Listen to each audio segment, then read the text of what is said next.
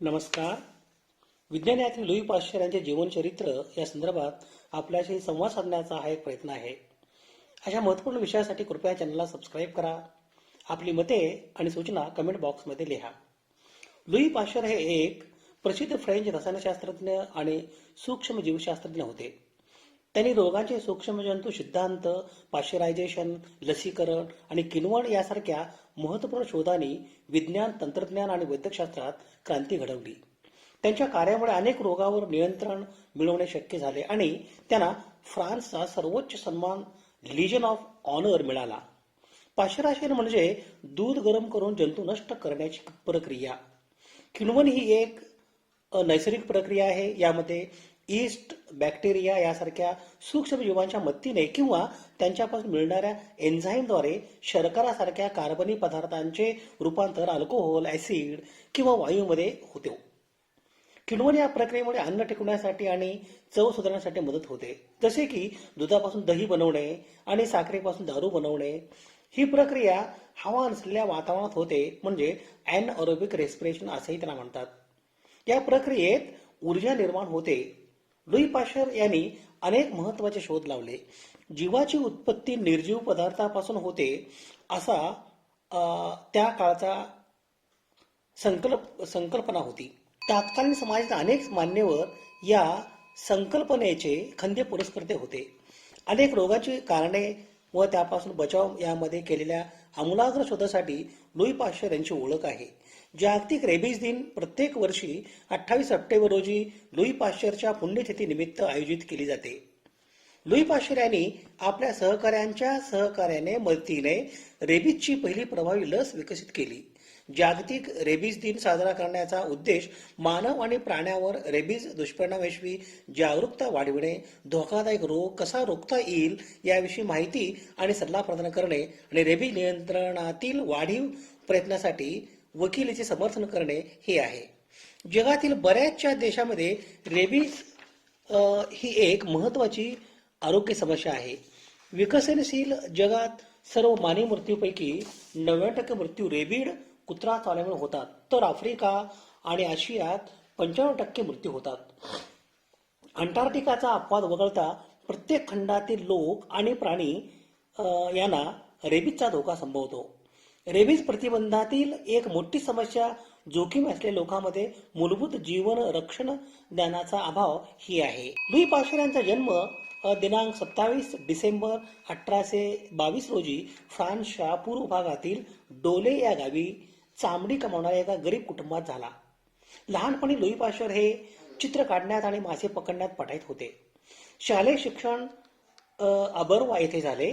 उच्च शिक्षणाकरिता ते royal college बंझासा येथे दाखल झाले व सन 1840 मध्ये त्यांनी बॅचलर ऑफ लेटर्स ही पदवी मिळवली. सन 1842 मध्ये रसायनशास्त्राची पदवी मिळवल्यानंतर सन 1843 मध्ये पॅरिसमधील एकोल नॉर्मेल या उच्च शिक्षण संस्थेत पुढील शिक्षणाकरिता त्यांची 4थ्या क्रमांकाने निवड झाली. सॉर्बेन विद्यापीठात जे.बी.ए. द्युमा यांची व्याख्यान ऐकल्यानंतर त्यांनी रसायनशास्त्राच्या अभ्यासाकडे विशेष लक्ष देण्याचे ठरविले. सन 1847 मध्ये त्यांनी डॉक्टर ऑफ सायन्सेस ही पदवी मिळवली. त्यानंतर इकोल नॉर्मेलमध्ये रसायनशास्त्राचे प्रायोगिक शिक्षक म्हणजे डेमॉन्स्ट्रेटर या पदाकरिता काम केले. ते डेमॉन्स्ट्रेटर पदाकरिता सन 1846 ते 1848 या कालावधीत होते. लील येथे रसायनशास्त्राचे प्राध्यापक व विज्ञान शाखेचे मुख्याधिकारी सन 1854 ते 1857 या कालावधीत होते. एकूण नॉर्मल येथे विज्ञान अभ्यासाचे संचालक व प्रशासक या पदावर त्यांनी काम केले.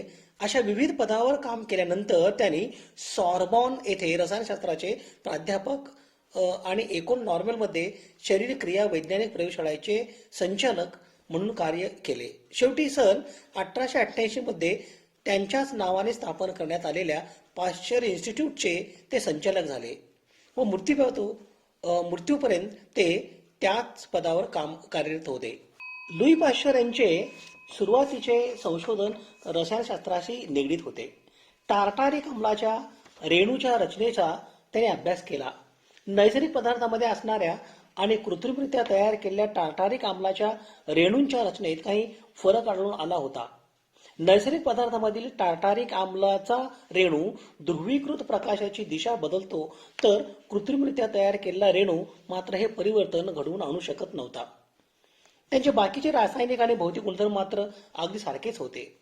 या रहस्याचा उलगडा करताना लुई पाश्चर यांनी नैसर्गिक टार्टारिक आम्लाच्या रेणूची स्फटिक रचना कृत्रिम टार्टारिक आम्लाच्या स्फटिक रचनेपेक्षा वेगळी असून त्यातील प्रमाणबद्धतेची आवश्यक असलेल्या कार्बनच्या अणूमुळे या अणूची आरशातील प्रतिमा आणि त्या रेणूची रचना यांचे परस्परावर अध्यारोपण होऊ शकत नाही.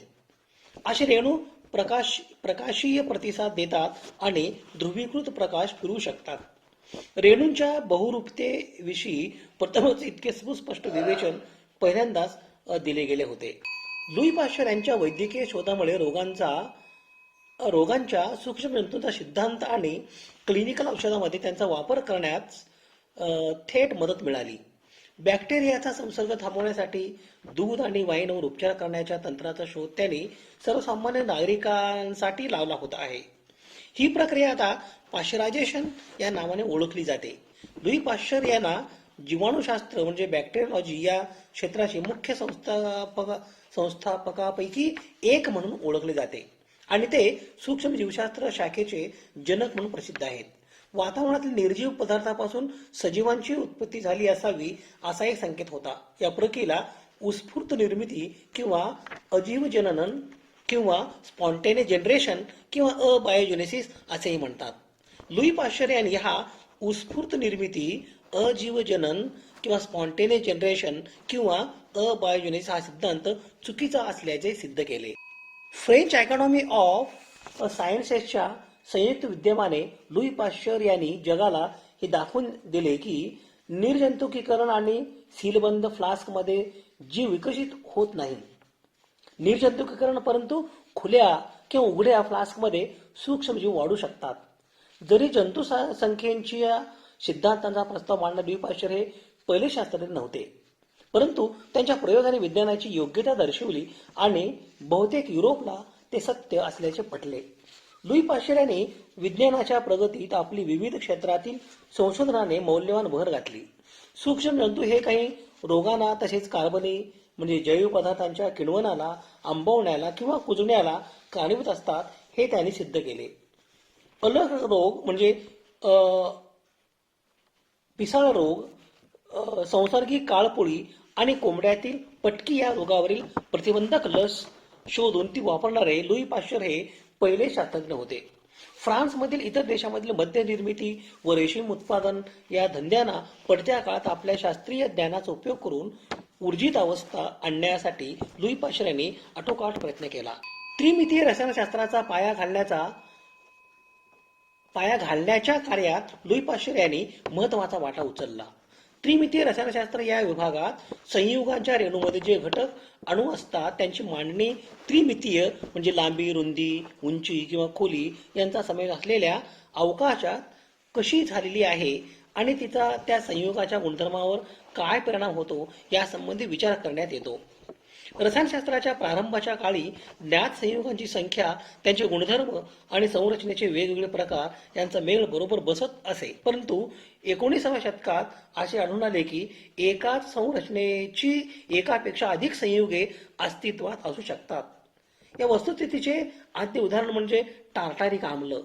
लुई पाश्चर यांना असे दिसून आले की याचे दोन प्रकार आहेत. दोनची संरचना एकच, परंतु गुणधर्माचा विचार केल्यास ती दोन वेगवेगळे संयुगे ठरतात. भेद दर्शवणारा आणि गुण म्हणजे प्रतल ध्रुवीत ज्याचे तरंग एकाच प्रतलात कंप पावतात अशा प्रकाशावर होणारा त्याचा परिणाम या अम्लाच्या प्रकाराचे सारखे प्रमाण घेऊन मापन केले तर एका प्रकाराने असे प्रकाशाचे कंपन प्रतल उजवीकडे वळविले जाते, तर दुसऱ्या प्रकाराने ती तितक्याच अंशाने पण डावीकडे वळविली जाते. या घटनेचे स्पष्टीकरण कसे करावे हा त्या काळी एक मोठा प्रश्न होता. असाच परिणाम क्वार्ट्झ या खनिजाच्या स्फटिकामुळे होतो असा अनुभव होता. शिवाय या स्फटिकाची दोन रूपे आहेत आणि त्यांची तुलना केली तर असे आढळते की एकाचे रूप हे दुसऱ्याच्या आरशाच्या पडलेल्या प्रतिबिंबासारखेच असून त्यांची अध्यारोपण होत नाही. हे माहीत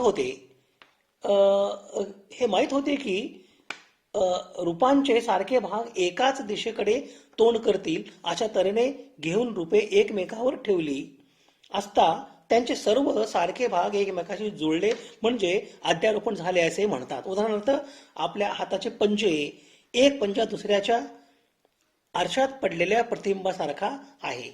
दोहोंचे तळहात वर किंवा खाली होतील अशा तऱ्हेने धरून ते एकमेकावर ठेवले तर अंगठे, तर्जनी, मधले बोट, करंगळी हे सारखे भाग एकमेकाशी जुळत नाहीत म्हणजेच त्यांचे अध्यारोपण होत नाही. सन 1848च्या सुमारास पाश्चर यांनी टार्टॅरिक आम्लाच्या प्रकारांचे आणि त्यांच्या लवणाचे म्हणजे साल्टचे निरीक्षण केले तेव्हा त्यांच्या स्फटिक रूपांची स्थिती तशीच आहे असे दिसून आले. परंतु क्वार्ट्ज आणि टार्टॅरिक आम्ले यामध्ये एक महत्वाचा फरक आढळला. तो म्हणजे क्वार्ट्जने होणारे प्रकाशीय वलन त्यांचे स्फटिक रूप कायम असेल तर टिकते. स्फटिक रूप नाहीसे झाले की प्रकाशीय वलनही नाहीसे होते. परंतु टार्टॅरिक आम्लाने घडणारे प्रकाशीय वलन त्याच्या स्फटिक रूपाशी निगडीत नाही. आम्ल विद्रावकता म्हणजे विरघळणाऱ्या पदार्थात ते विरघळले म्हणजे त्याचे स्फटिक रूप जाते, परंतु विद्रावता प्रकाशीय वलनाचा गुण कायम राहतो.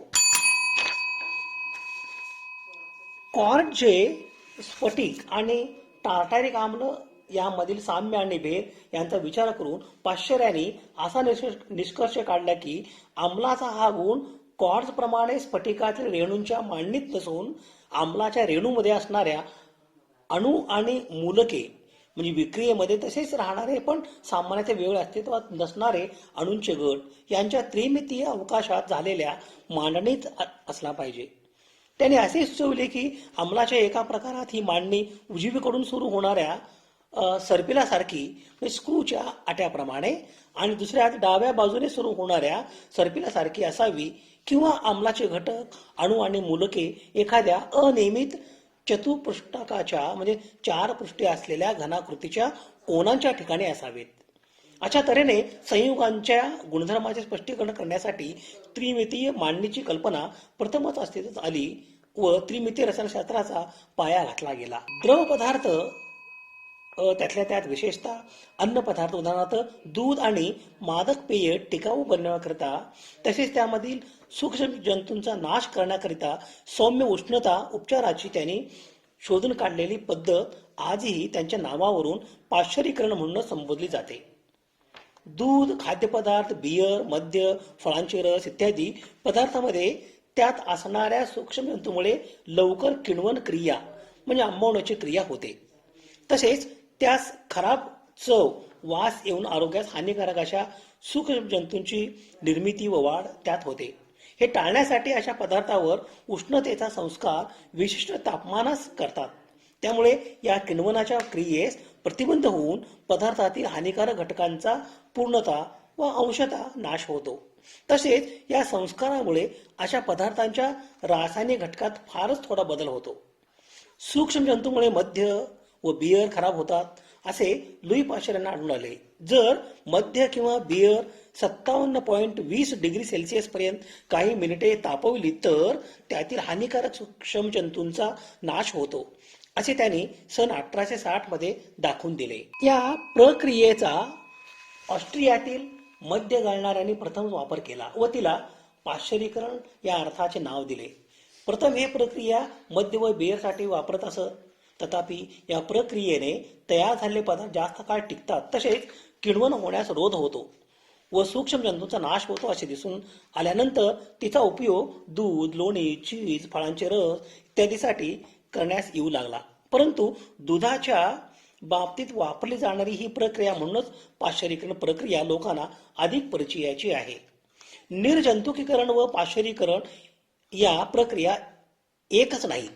100 डिग्री सेल्सिअस पेक्षा जास्त तापमानास खाद्यपदार्थ तापविल्यास त्यातील सर्व सूक्ष्म जंतूंचा नाश होतो, पण काही वेळा त्याच्या गुणधर्मात बदल होतो. सामान्यतः डबाबंद खाद्यपदार्थ व बाटल्यातील खाद्यपदार्थ यासाठी या प्रक्रियेचा वापर करतात, कारण या संस्कारामुळे सर्व सूक्ष्म जंतूंचा नाश होऊन पदार्थ जास्त चांगले टिकतात. या उलट पाश्चरीकरण ही प्रक्रिया सामान्यतः 50 डिग्री सेल्सिअस ते 60 डिग्री सेल्सिअस या दरम्यान करतात. त्यामुळे अनावश्यक रोगकारक सूक्ष्म जंतूंचा नाश होतो. तथापि पदार्थाच्या रासायनिक किंवा भौतिक गुणधर्मात फरक होत नाही.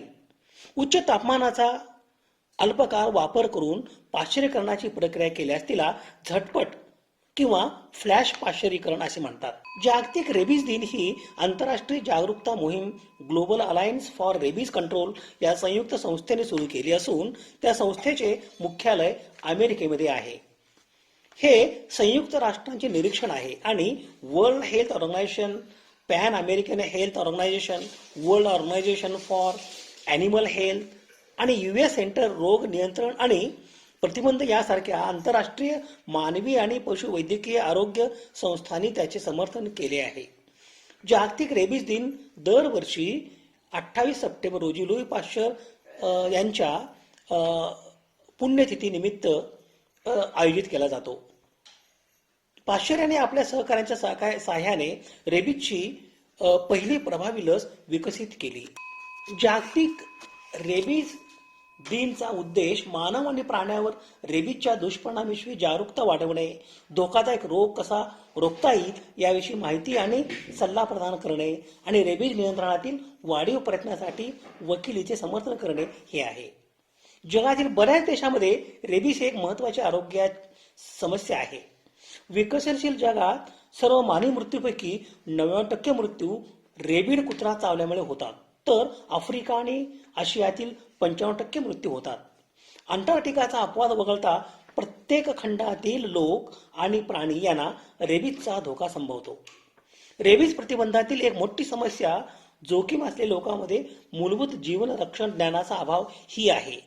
या विषयावर काम करणाऱ्या संस्था बऱ्याचदा वेगळ्या वाटू शकतात, पण दुर्लक्षित रोग म्हणून रेबीजकडे पुरेसे संसाधने आकर्षित होत नाहीत. आरोग्य जागरूकता दिवस रोगावरील धोरण सुधारित करण्यास मदत करतात आणि प्रतिबंधित करण्यासाठी आणि त्यांची संसाधने वाढवू शकतात. या आकलनामुळे रेबीज विरुद्ध जागरूकता दिवस साजरा करण्यात येऊ लागला. लुई पाश्चर हे फ्रेंच रसायनशास्त्रज्ञ व सूक्ष्म जीवशास्त्रज्ञ होते. त्यांचा जन्मदिनांक 27 डिसेंबर 1822 रोजी फ्रान्समधील डोले या गावी झाला. टार्टारिक आम्लाच्या रेणूच्या रचनेचा त्याने अभ्यास केला. त्याने अनेक महत्त्वाचे शोध लावले. जीवाची उत्पत्ती निर्जीव पदार्थापासून होते असा समज त्या काळात प्रचलित होता, परंतु लुई पाश्चर यांनी आपल्या प्रयोगाने या समाजातील या संकल्पनेतील शास्त्रीय फोलपणा स्पष्ट केला आणि जीवाची उत्पत्ती जीवापासूनच होते हे सिद्ध करून दाखविले. किण्वन प्रक्रियेत ईस्ट महत्त्वाचे कार्य करतात आणि त्यासाठी ऑक्सिजनची आवश्यकता नसते हे त्यांनी प्रयोगाने सिद्ध केले. अल्कोहोल निर्मितीसाठी जशी ईस्टची गरज आहे, आणखी साखरेचे विघटन करून ही ईस्ट त्यापासून अल्कोहोल आणि कार्बनिक आम्ल तयार करते, तशाच प्रकारे लॅक्टिक ईस्ट देखील असली पाहिजे असा एक निरीक्षणावर आधारित निष्कर्ष त्यांनी काढला. हे संशोधन चालू असताना त्यांच्या असे लक्षात आले की सूक्ष्मजीवामुळे किण्वन प्रक्रिया यात बाधा निर्माण होते आणि दूध नासणे, बियर आणि मद्य खराब होण्यास सूक्ष्मजीवच जबाबदार असतात. सूक्ष्मजीवांमुळे जसे दूध आणि इतर द्रवपदार्थ नासू शकतात, तसेच या सूक्ष्मजीवांमुळे मानवी शरीराला देखील अपाय होऊ शकतो असा सिद्धांत त्यांनी मांडला आणि संसर्गजन्य रोग त्यामुळे आपल्याला माहीत झाले. दिनांक 28 सप्टेंबर 1895 रोजी विज्ञानयात्री लुई पाश्चर यांचे निधन झाले. विज्ञानयात्री लुई पाश्चर यांच्या पुण्यस्मृतीस अभिवादन. शोध संदर्भासाठी ही यादी आहे. अशा महत्त्वपूर्ण विषयासाठी कृपया चॅनलला सबस्क्राईब करा. आपली मते आणि सूचना कमेंट बॉक्समध्ये लिहा. विज्ञान निष्ठा हीच जीवन निष्ठा. धन्यवाद.